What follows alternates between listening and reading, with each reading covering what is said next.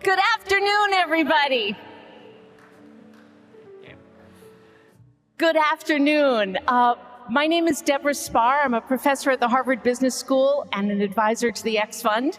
And it is my great pleasure to welcome you all here this afternoon. Thank you so much for joining us. Thank you so much for dealing with a little bit more security than usual. But we have what will be, I'm sure, a wonderful afternoon's conversation in store for you. I'm particularly excited because the last time I was in this space, I was getting married. That was 37 years ago, and it's worked out. So I'm hoping that this afternoon will be similarly fortuitous.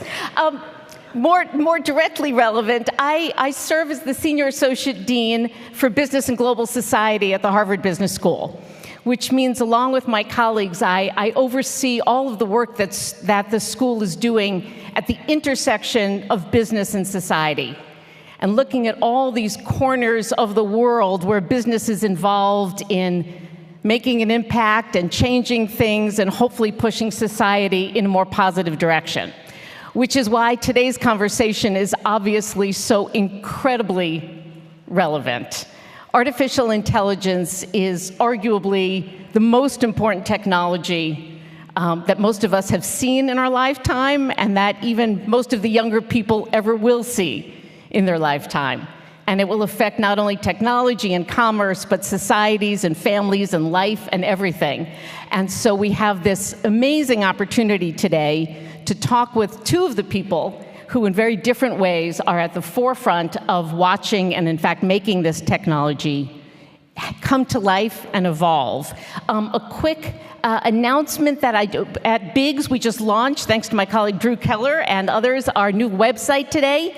Please find us, please look at it. We are tracking all of the breaking developments at the corner of, at the intersection of business and society, and we'll be doing maybe not things quite at this level on a regular basis, but other events that we think will be of interest to you all here today. But for today, we have two extraordinary human beings who will be in conversation with one another.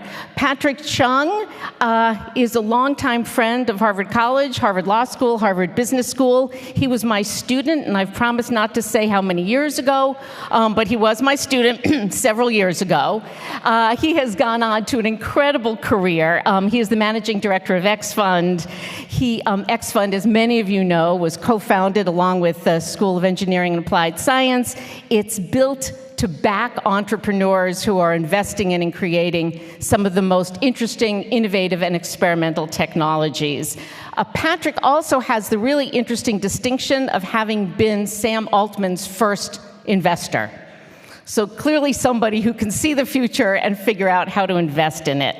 Sam Altman needs no introduction from me other than to say that it is our great pleasure on behalf of Harvard and CEAS and Harvard Business School to invite to the stage Patrick Chung and Sam Altman.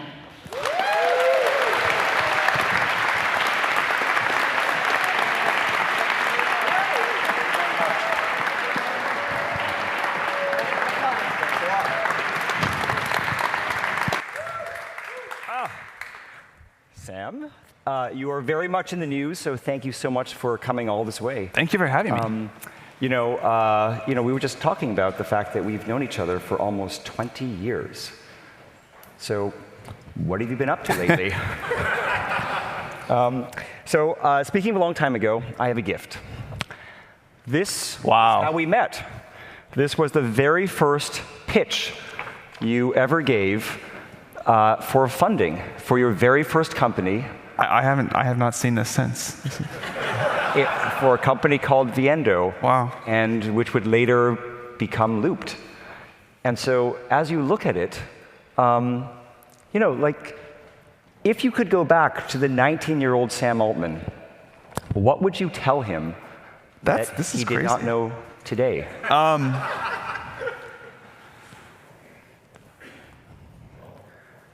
I think that you can just do stuff in the world, and this is not well taught. I certainly didn't know it when I was 19.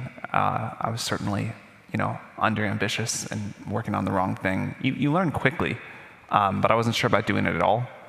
And I think the fact that the way that progress happens is people just work really hard and decide what they have conviction in and dedicate themselves to that. And that is like the only way that things happen and the world gets better. And that you don't need to like wait, or you don't need to get permission, and you can sort of, even if you're like totally unknown in the world with almost no resources, you can still accomplish a surprising amount. I think that. Did you not know that when you were 19? Because when I met you when you were 19, you certainly, that was certainly your attitude. Well, I figured it out fast. Once you like get going, you're like, oh, this is kind of how it works. But no, definitely not before starting the company. Mm-hmm. Okay.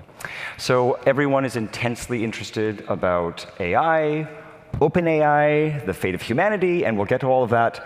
But we have predominantly students in the audience today, and they look at you and they aspire and they dream to have the type of impact that you've had in the world. I think you're not even halfway done yet.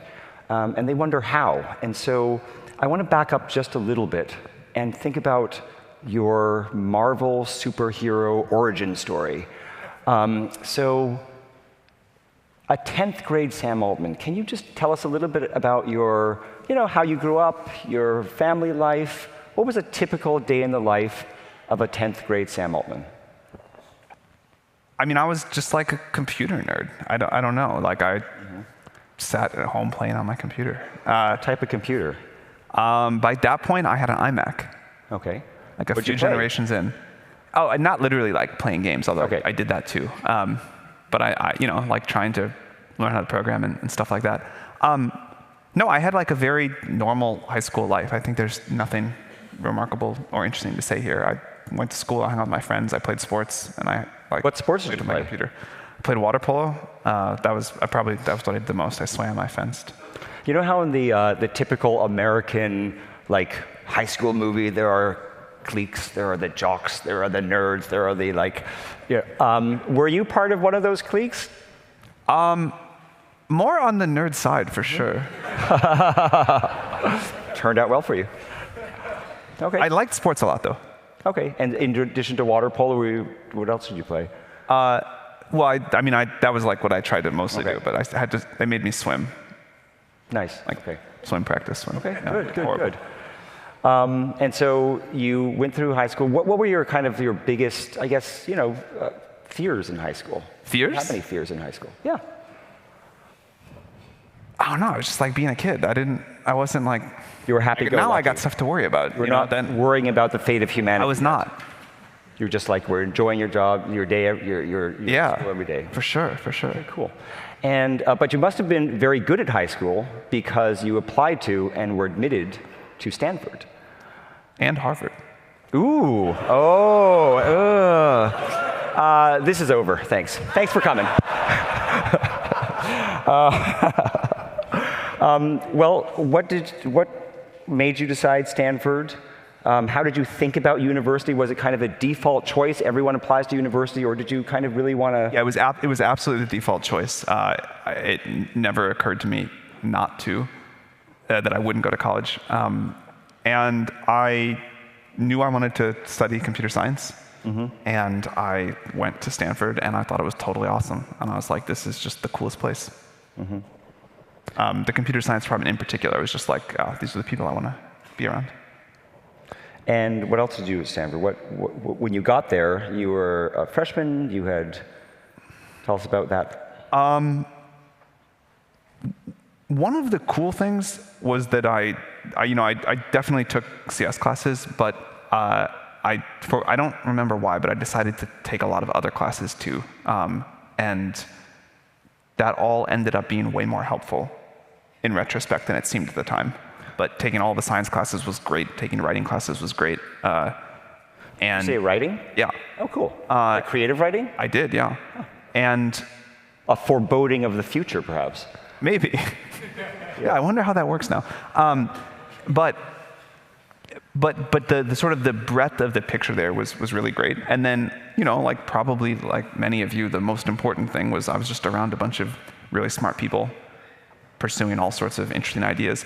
I worked in the AI lab this summer between my freshman and sophomore year, and at the time AI was like not working at all. But I still thought it was the coolest thing, and took me a while to get back to it. Is that where you found the most interesting people to you? Is in the AI lab, in the CS department? Creative writing class? Maybe like where the did you physics find kids your were the most tribe? interesting, but yeah, CS was like my tribe. Okay. This was Andrew Ng's? Yeah, it's his lab. Yeah, right, okay. And what excited you about it? It was back then, AI was, as Andrew will say, it was a kind of on the periphery. It wasn't really kind of central in any. I really like things that, if they work, really matter, even if they don't have a super high chance of working. So it seemed like if AI could work, it would be like the coolest, most important, most exciting thing. And so it was worth pursuing. Like the expected value was high, even if the chances of success were low. So I wanted to go work on it, and then it seemed like, man, this is really, we don't know what to do here. You saw it then. It turned out we did know what to do. We just didn't think it was going to work. But neural networks are not a new idea. Yeah, okay. It's interesting because you had that inspiration, and then you decided to take a leave in sophomore year to start the company whose pitch deck you have there. And that was how we met. Yeah. And so we spent a long time working on Looped. And at Looped, we had to get a lot of stuff done that was really difficult. When we went, we had to get a carrier deal. And how did you get so much done, so many things that other people tried to get but couldn't, when you were unknown? These were big companies that you were trying to get deals from, and you were 19 at the time. One of the things that Paul Graham used to say that I think has never became as venerated advice to the degree it should have is this idea that you should try to be relentlessly resourceful. And that surprisingly often, if you just keep looking for new attack vectors on a problem in front of you, you can figure it out. And I think this is one of the most important skills in life, and it's surprisingly learnable or teachable, whatever you want to say, and it works in almost all scenarios. Can you give us an example of a time it worked? I think even just to use the example that you were going out, we needed to figure out how to get a deal done with this mobile operator, and they didn't really work with startups or technology companies in general. And we probably tried 30 different paths into this company. At one point, the key decision maker said, "I'm finally going to meet with you because I want you to stop bothering us." It's too many things, but you can just keep doing that until something works. And I think most people at the first ignored email or the first path where you don't find the right person into a company, or at least the second, would just stop. And I was probably it was a life and death thing for our company, so we were very motivated to do it. But it was probably 30 different points of contact. Right. And how do you know when or if to quit? You're 19 years old, you're sending these emails to the chief technology officer, some giant company, your emails keep getting ignored. At what point does it become kind of crazy? I think there's definitely a balance. You can clearly take it too far and not learn or not adapt or whatever. But I've never figured out the question that when I was running YC that startups would always ask is how do I know when to give up on my startup? And I spent a lot of time trying to come up with here's the rubric for it. I never did. I think all of these things are judgment calls. You can learn them by very large data sets and trying a lot of times, but it's hard to say here's the one recipe that always works. Okay. You were the head of YC for a long time. You saw some of the world's most extraordinary founders, startups, technologies, way before anyone else saw them. You obviously were not tempted to join any of them. or to start your own thing for a while. But then when you finally did start your own thing, OpenAI, why a not-for-profit? So I knew that like I wanted to do something with AI, but you got to like rewind to the mindset of 2015. It was clear that there was something interesting happening with deep learning, and it was clear that it got better with more scale, and nothing else was clear. Like, we didn't know what we were going to do. We started the OpenAI, and the very first day, I remember so clearly, we sat around the room, like looking at each other one morning, being like, "Okay, what now?" We really had no idea what to do. We thought, let's do some research, let's come up with some papers, let's think of some ideas. Not only was like any product or revenue stream super far in our future, the idea of language models was super far in our future. The idea that we would like ever actually be able to make something people would want to use and was not just a paper that other people would implement was super far in our future. So if you start a for-profit, you have to like theoretically have some idea of what you're going to do to be a money-making entity someday. And our initial conception of OpenAI was, let's just be a research lab and see if we can get anything at all to work. And it took a long time to get anything at all to work. And then the stuff that we did get to work for a while has, other than good research that sort of pointed us to the next step on the path, has like nothing to do with what we did now. So, you know, we made like something that could play Dota 2. That's like very hard to build a business around. We made a robot hand that like barely could do a Rubik's Cube.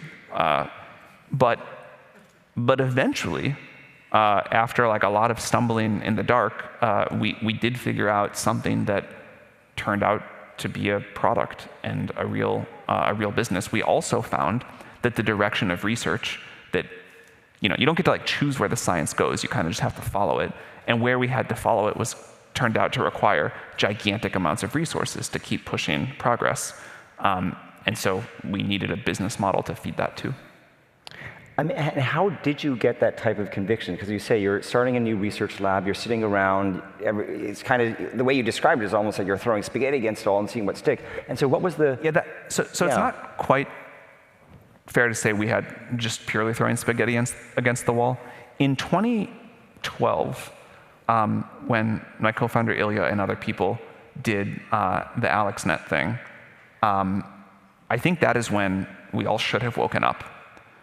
We knew that deep learning worked. We knew that it got better with scale. We didn't learn that it got predictably better with scale until later, but that turned out to be even more important or a bigger deal. But everyone should have, in my opinion, everyone should have said, like, this is really quite amazing. It took me a couple of years to internalize that, but then finally I thought, we really got to do something. We really should push on this. It was surprisingly, so even though we knew these two like massive secrets, it was surprisingly hard to figure out what to do. We were sitting around saying like, okay, we have this thing, it can learn. How do we study it more? How do we know if it's real? How do we convince people this is real so they'll give us more money to pursue it further? Looking back, it seems like it shouldn't have been so hard, but at the time it was like shockingly hard to figure out what to do. We decided that a video game would be good. It was like an interesting environment. We thought we really wanted to pursue RL. And you knew how you were doing. There was either like a score that went up or you could play experts, but there was some way to get a sense of progress. We also thought robotics were just really cool, and so we wanted to have a robotics project. And we tried some other things too. And they proved to us at least that deep learning worked and it got better with scale. And then at some point, someone decided they got curious about unsupervised learning and language models. And this guy who's, I think will go down in history as a super important contributor to the field, Alec Radford, did this paper on the unsupervised sentiment neuron. And looking at generating Amazon reviews, noticed that there was this one neuron that flipped if it was a positive or negative sentiment. which was like a deeply non-obvious thing that should happen. And that gave us more conviction that there was something interesting here, and that led to GPT-1. And then somebody else said, well, we have this thing about scale, let's scale it up to GPT-2. And at this point in time, you are full-time in OpenAI? Yeah. Or still? Okay. Or just about now. And what was can you just back up one bit, and what was the line that crossed when you said, okay, now this is so real that I'm going to do that full-time? It was sort of like a gradual thing that had been happening, but as we started to understand right about this time that, seeing the promise of language models and being able to really measure what eventually became the scaling laws paper. And it was like, man, not only does this get better with scale, it gets unbelievably predictably better with scale, and we can just pour more resources into this, or we can find more efficient gains, and this thing is just going to get smarter. That, to me, seemed like maybe the most important piece of new knowledge that I had ever heard. Like, yeah, sure, there's like more important things in history, but of like something that I was like alive while it was discovered. That seemed like maybe the most important one. And I had this like weird experience of telling other people about it, trying to get other people to give us money to pursue it. Other people like didn't understand it, and I was like, am I totally crazy? Are we all in some sort of cult? Like, how is this not like an earthquake to the world? But at that point, it was clear, like, let's go do GPT-3 and then 3.5 and 4. So you had an insight at that point. Why isn't the rest of the world getting it? Well, again, it seemed to me like ever since the sort of 2012 breakthrough, the world should have been paying much more attention. And then, yeah, there were all these other times along the way. GPT-2, the scaling laws paper, GPT-3, like, why does the world not get it? And then why it was GPT 3.5 that kind of finally had the moment where the world said, okay, we believe. I still don't fully understand why that moment and not some other. Isn't that because you productized it and made it a but popular... GPT-3 was in the API and a lot of people used it, and there was, it was more contained to the tech industry, but there was still a lot of excitement there. It somehow didn't get quite over the bar. Mm-hmm. We'll do much better things than ChatGPT in the future, and why it was that one and not the next one. I still find it somewhat hard to say. Amazing, amazing. As CEO, you're making all kinds of product decisions. Can you tell us about a difficult product decision that you've had to make at OpenAI?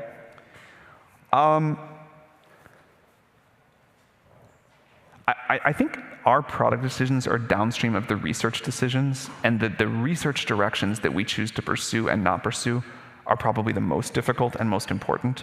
On the product side, the behavior of ChatGPT, what it refuses, what it doesn't refuse, where the limits of what it'll do for you and not do, kind of like how we figure out where to set the alignment.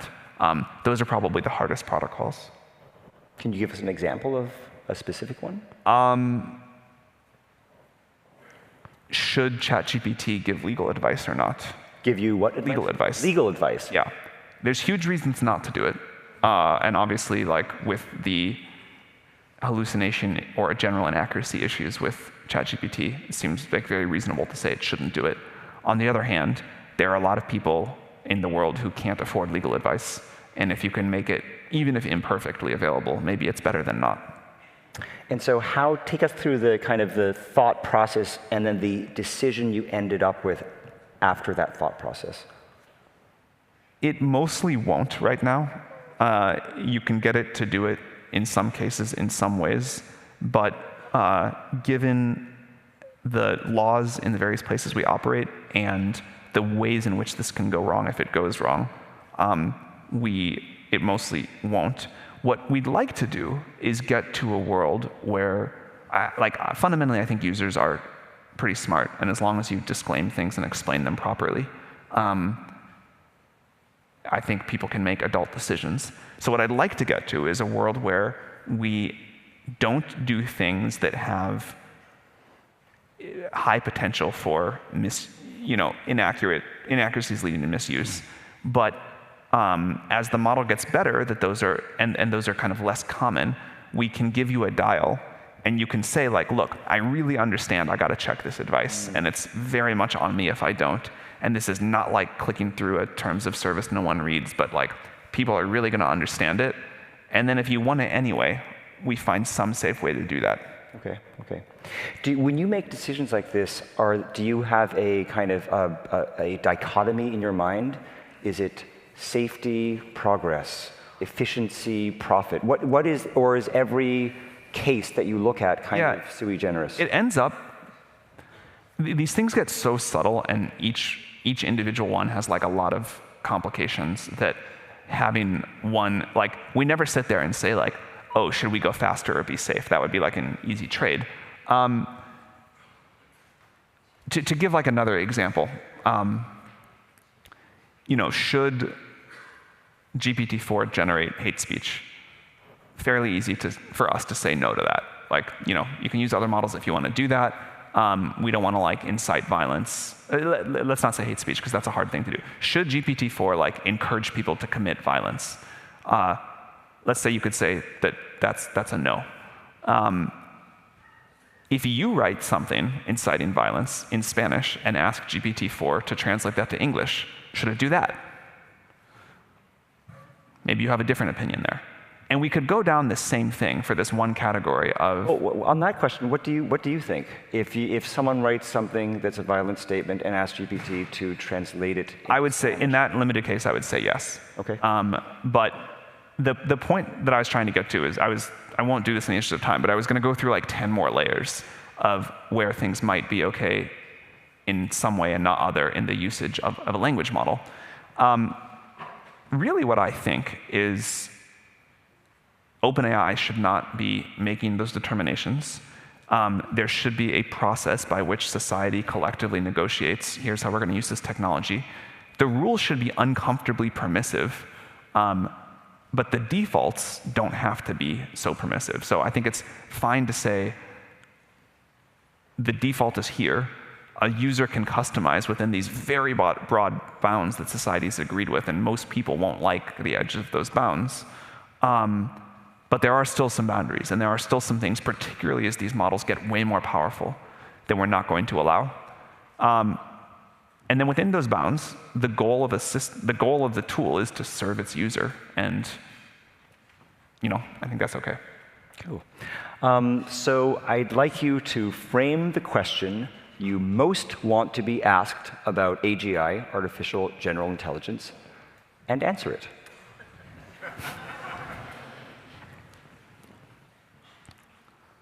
I guess like the question is, what do you hope society looks like when AGI gets built, or like how do you conceptualize the positive version of this? And my answer to that has like evolved quite a bit over time, but I'll give you my current thinking, and I'm sure it'll change more. Well, actually, I'll start with my original conception. My original conception was at some point we like get over the threshold to this like self-improving superintelligence, and it's this magic thing in the tower that we can like ask any question and it answers it, and it's like constantly off figuring out how to improve the world, and maybe it's like sharing with us some UBI or something like that, and it's sort of at once like very utopic and extremely dystopic. But it did seem to me like where we were heading. With the way things are developing now, which I think for a bunch of reasons, which maybe we can get into if we have time, it's like 99th or 98th percentile good of all the scenarios I can imagine. What I think it looks like is AGI just sort of participates in society and in the economy, either mostly by being tools to make individual people more productive, but also in this other way, which I'll talk about. And that is that society is this like emergent, very complex phenomenon of creating tremendous shared intelligence and building blocks of technology, this like scaffolding that exists between all of us.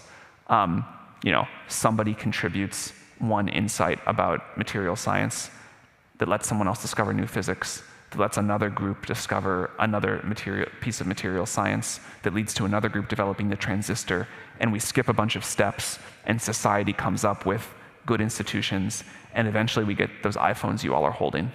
And you all holding those iPhones are dramatically more capable than your great-great-great-grandparents, even though the genetic drift is almost nothing.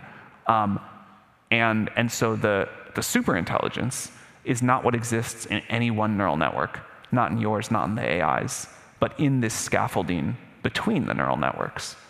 And so like the AGI is not the neural, it's not what exists in any one data center or in any one copy of the AI, but it's this like vast production and accumulation of intelligence and the technology tree that lets us or us assisted by an AI or even a fairly autonomous system accomplish things well outside of the information and processing power of a single neural network. And that's kind of where I think things are going to head. It's certainly where I hope things head. And it's a very different, I think, conception of what the arrival of AGI looks like, and way more navigable, human compatible, whatever you want to call it, than how I used to think about it. What do you think people are getting wrong about OpenAI right now?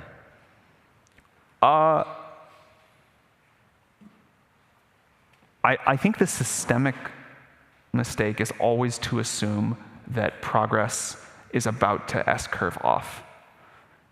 And the inside view is that progress is going to continue to be dramatic. And somehow that seems really hard to conceptualize. Okay. So we have had over 2,000 student questions. I will answer really fast. Oh gosh, well, no. Well, you're not gonna. And so I would like to invite the askers. We selected some questions to ask, and so would you like to march down the aisle and pop your question, or approach the high priest? I would like really hard questions. All right, so I think and please let's get your name and your where you are in school, and then your question, please. Hi, I'm Peggy. I am a junior at Harvard College, where I study computational neuroscience and art history. And I'm curious how you rebuild or rediscover momentum after pivoting in a professional or personal sense in terms of your values. Great question. So first of all, I think this is probably the best time, like maybe ever, honestly, but at least in a very long time, to be starting out your career, because you will get to surf the greatest technological wave maybe ever. And what that means is you can change courses many times because you will have this unbelievable tailwind.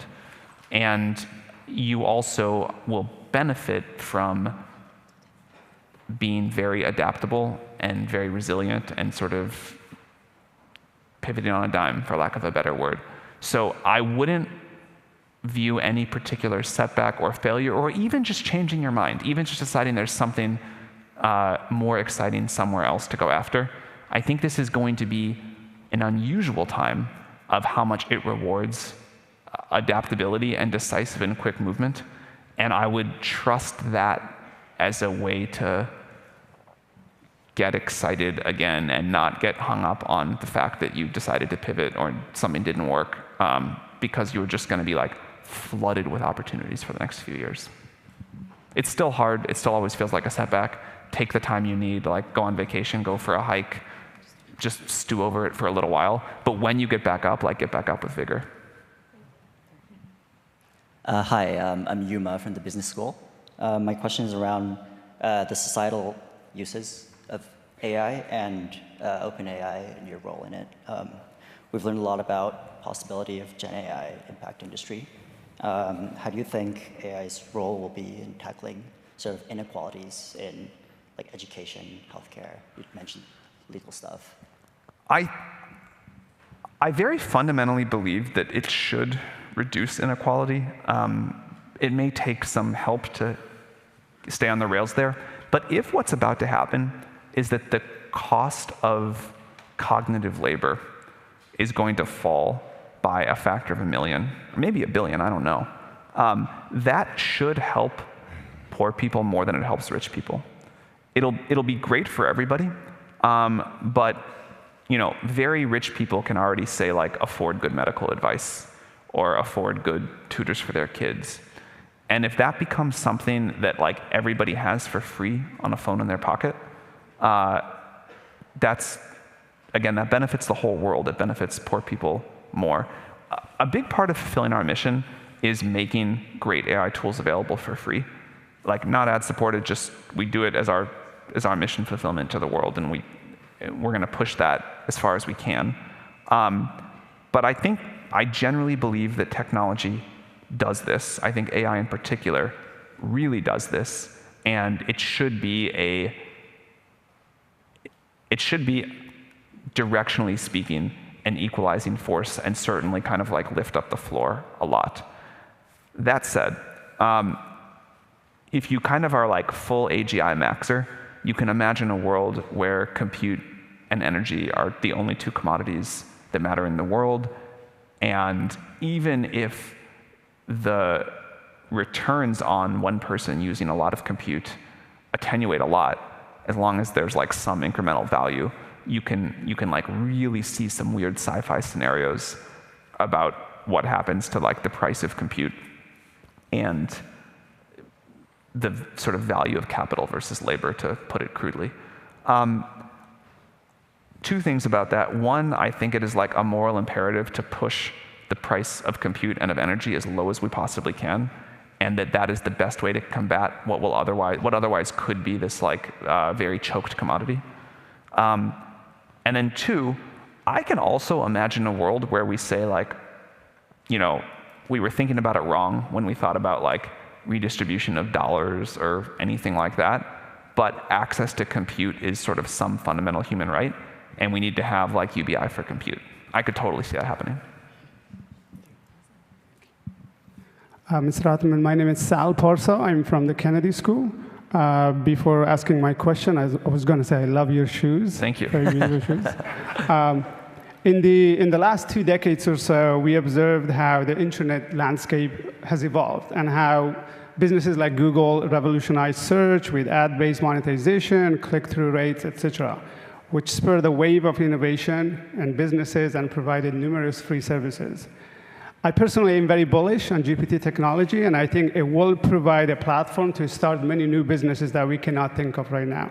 However, the subscription model that's GPT is based right now, personally, I think, although fair, it could be a barrier for early-stage entrepreneurs or startups or even small businesses. Given this context, do you envision OpenAI exploring alternative monetization strategy that could include like free API access, perhaps supported by advertising or other methods to foster innovation in the future?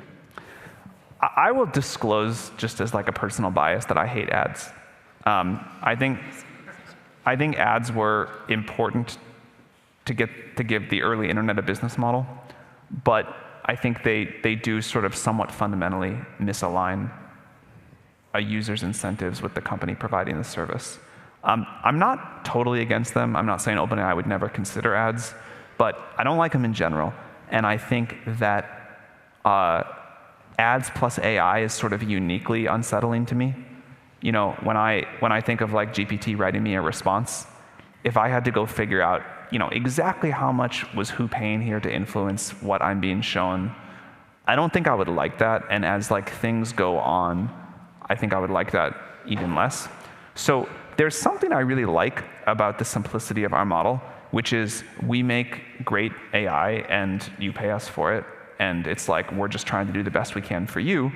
And then given that that has some inherent lack of access and inequality, we commit as a company to use a lot of what basically the rich people pay to give free access to the poor people, or the poorer people. You see us do that today with the ChatGPT free tier. You'll see us do a lot more to make the free tier much better over time. And I'm interested in figuring out how we bring the equivalent concept to the API. But I kind of think of ads as like a last resort for us for a business model. I would do it if it meant that was the only way to get everybody in the world like access to great services. But if we can find something that doesn't do that, I'd prefer that. Well, would you sell the access to the API to an advertiser for them to use your technology to serve ads? That's fine. Okay. Hi, I study at MIT, currently studying AI. I wanted to ask, when you first released GPT and that technology, it was groundbreaking and it was one of its kind. But almost immediately following that, there were a lot of competitors. Did that change the innovation that you were doing or the way that you were evolving or moving on to the next product? I won't say we like totally ignore competitors because I think everybody pays a little bit of attention. And there's like some value, it can give you some inspiration, whatever. But I don't know what our market share is right now. I would bet like deep into the 90s. I don't spend a lot of time thinking about it. And we're just trying to like figure out the next paradigm and the next great idea.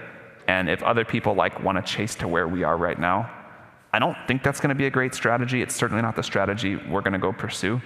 My hope is that every year we do something amazing that people thought was impossible. Once you know that something's possible and roughly how to do it, it always gets copied quickly. That's not the hard part. The hard part is figuring out what it is and doing it first when you don't know it's possible. So we'll keep doing that. Other people will keep copying where we've been, and I'm kind of fine with it. Hi, Sam. I'm Thomas, and I'm a junior at the college studying computer science. My question is, what do you think the ideal public general education curriculum on artificial intelligence should look like? And what does the average person need to know in the next 5 or 10 years about AI? Great question. I think the most important thing for people to learn in general is just how to use the tools. We saw this thing after we launched ChatGPT where school districts were falling all over themselves to ban it as quickly as possible. And then almost as quickly on the other side, unbanning it and requiring their teachers to use it in the way they worked. And that probably happens with all technology. Every time there's something new and people say, well, this is the end of education in way X or Y. And I think encouraging people when they're learning to be effective with these tools, which are going to change how they go contribute to society after their education and during, is great. So that would be the number one thing is everyone, you can't fight this, nor should you. It's just like a new tool in the tech tree, and people need to be good at it, and it's how they're going to do their work later, so they better learn how to do their work with it in school. And then in the same way that now, even for people that aren't going to study CS long-term, like a lot of college undergrads take an intro to CS class, and you may never program again, but it was like maybe useful to you to have some familiarity with it. I think it'd be great if like every college freshman trained at GPT-2. Just, to get like basically familiar with the whole stack, and you can probably do that now pretty easily. I think that's like much less important than learning to use the tools, but I bet that'll be like in 3 more years, I bet that'll be something that like most Harvard freshmen do. Cool, thank you. Hi, Sam, I'm Jonas. I'm from MIT. I have 2 questions. One, you were speaking earlier about research directions. Can you share what's coming next after Transformers? I would love to, but no. What will you? It would make me very happy. Then the second question is a rephrase of Patrick's earlier question. What do you think are most sort of entrepreneurs and VCs are getting wrong about the future of AI? Another great question. I think there are 2 fundamental strategies to build like an AI startup right now. You either bet that we're near the top of the technology is about as good as it's going to be, or you bet that the technology is going to get massively better. So if you are building, say, like an AI tutor company, to stick on an earlier example, you can build a system where as the base model gets smarter, very naturally, the level at which students can effectively learn just goes up and up. So maybe it's like only effective for like 6th graders with the current version, but the next version it's like helpful for 8th graders and then 10th graders and then eventually PhD students. And you can just like get to surf that wave. Or you can say, I'm going to put all my effort into just barely making this work for 8th graders in the limited case of history and do a huge amount of work to like have a human in the loop and correct factual errors for this one class. In the first world, you'll be really happy when GPT-5 comes out, and in the second world, you'll be really sad. My intuition would have been that 95% of entrepreneurs would have picked the first world. It seems like 95% of entrepreneurs are picking the second world. And then you have this whole like OpenAI killed my startup meme.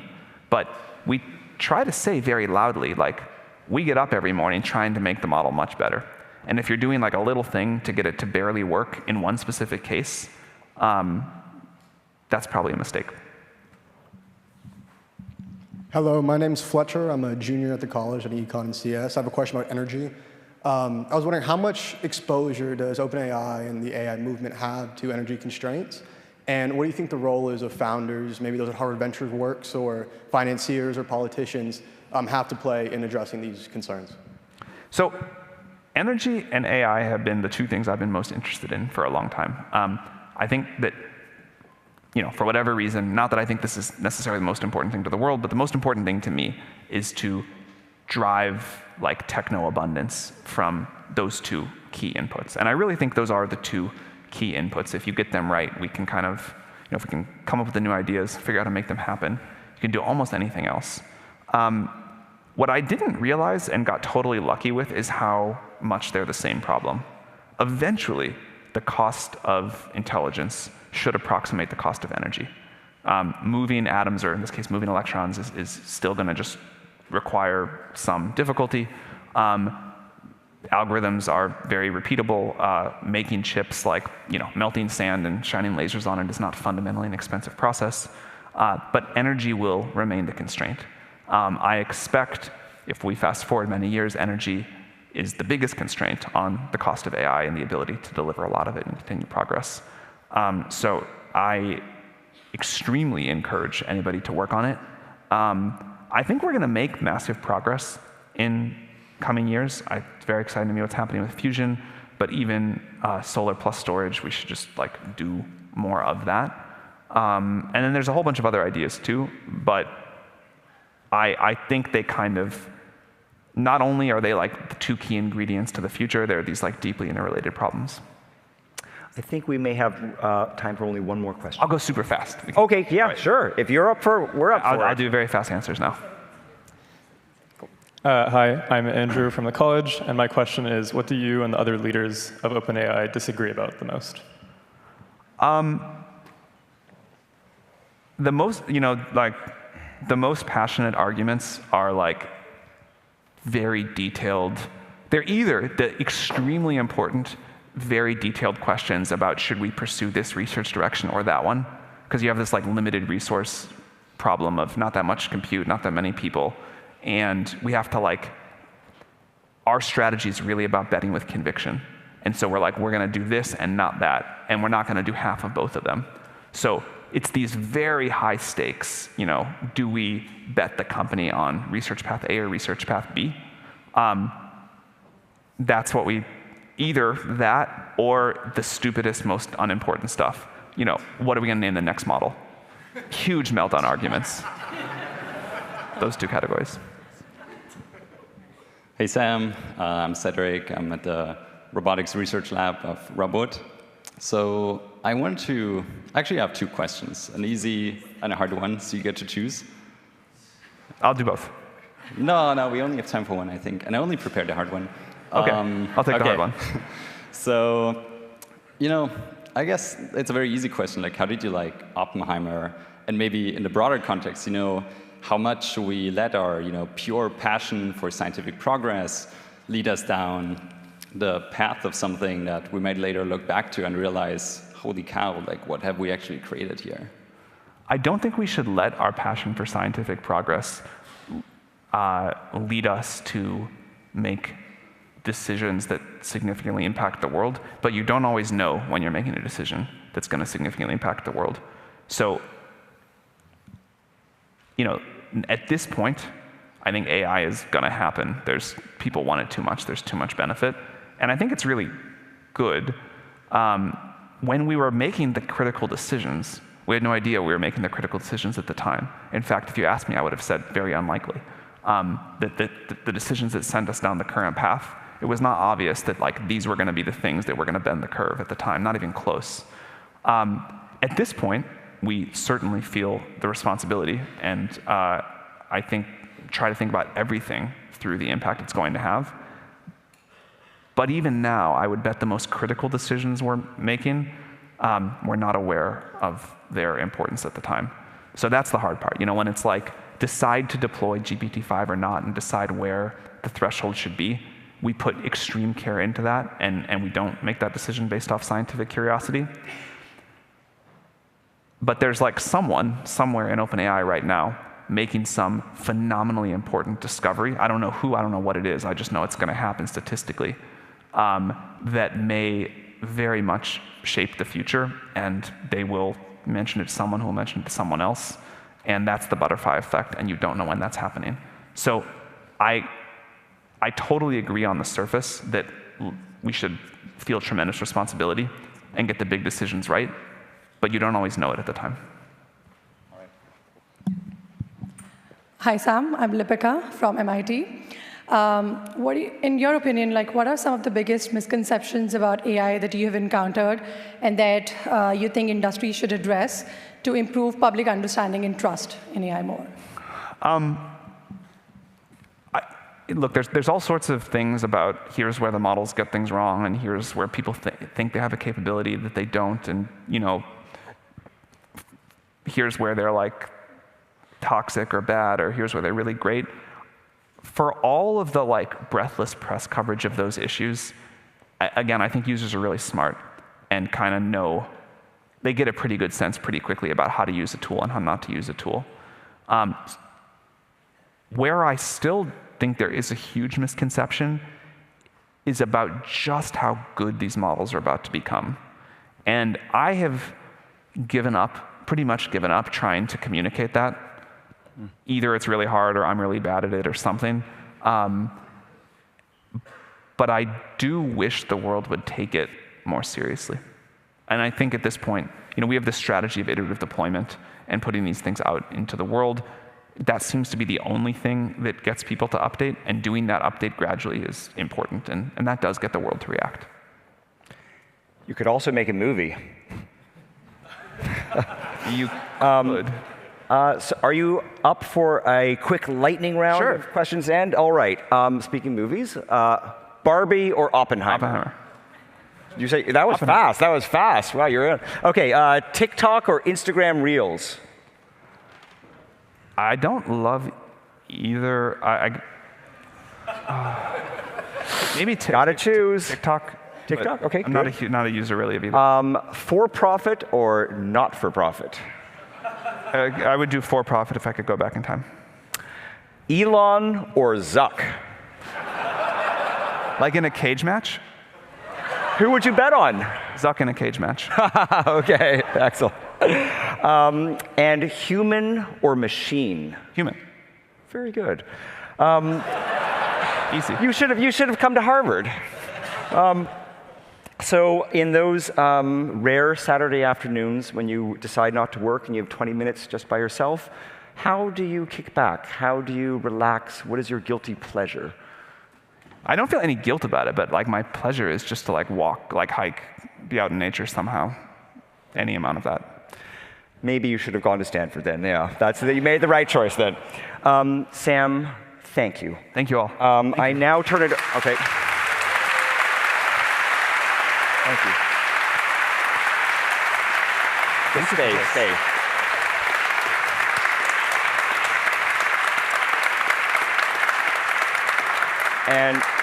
And I now turn it over to Dean Parks.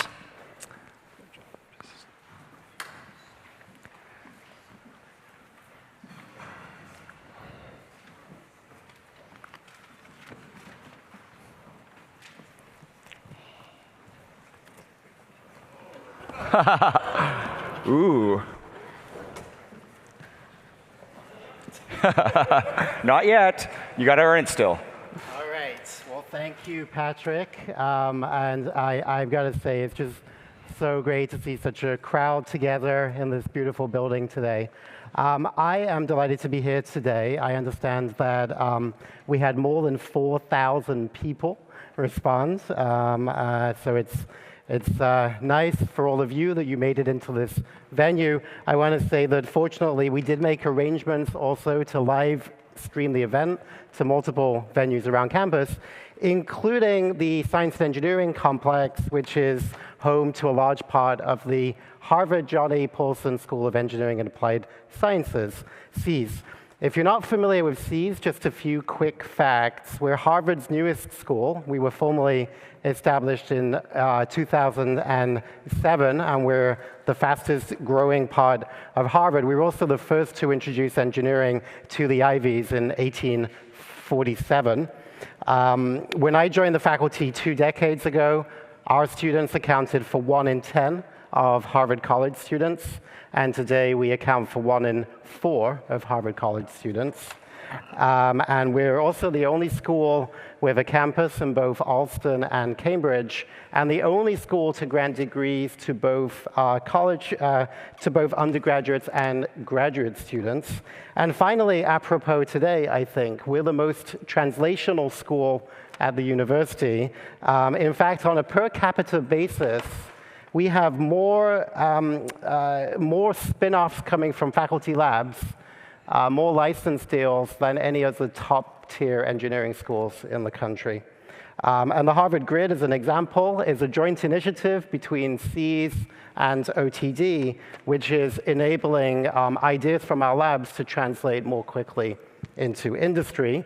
Another example that I must mention today is our decade-long relationship with the X Fund. So one can look back throughout history and recognize some incredible inventions, some moments in time that were defined by a certain technology. Whether it be the printing press, the steam engine, the light bulb, the telephone, the airplane. There are individuals we've come to associate with these transformational inventions. Gutenberg, Fulton, Edison, Bell, the Wright brothers. Today, our world is being radically and rapidly shaped, and some might say convulsed by artificial intelligence. And we are unquestionably living in an AI moment. As the Dean of SEAS and as a researcher who's been working in AI for my entire career, I'm thrilled today to be able to present the X Fund Cup to an AI pioneer and visionary, to someone who will be a name that future historians will associate with the emergence of AI as a ubiquitous presence in our lives. The X Fund Cup is awarded to, and I quote, an outstanding visionary who serves as a role model for the liberal arts founders whom X Fund identifies and supports throughout the world. And the inscription on this year's cup reads, looped in like no other, a savvy seer of Silicon Valley, he opens AI to accelerate humanity's potential. Few people have had more impact on this AI moment than Sam Altman, and it is my distinct pleasure to present the X Fund Cup to Sam in recognition of this profound moment and in recognition of the impact that this is enabling AI to have on society. Sam, if I could invite you to stand up. Thank you. You're welcome. Okay. Thank you very much. Congratulations. Thank you. Congratulations. So I know that many of you want a photo with Sam. What we're going to do is we're going to take a selfie this way so that you can all have it. Really? Yeah, All right. yeah. Come on. You're not that old. All right, Deb, you want to come? Come up, Deb. Oh, grab the cup. Yes, yes. Grab the cup. All right. Here we go. Yes, go ahead. Ready? All in with the crowd. Perfect. Thank you. Thank you. Thank you very much. You're very welcome. It's great to have you here. Thank you. Thank you. Stay a second. Stay a second. Okay, great. Okay. We're going to take a few wedding photos now. Oh, Deb, do you want to? We're going to stay and do a little wedding photos. Thank you all for coming. All right. Thank you. Well done. Oh, thank you. My gosh. Thank you.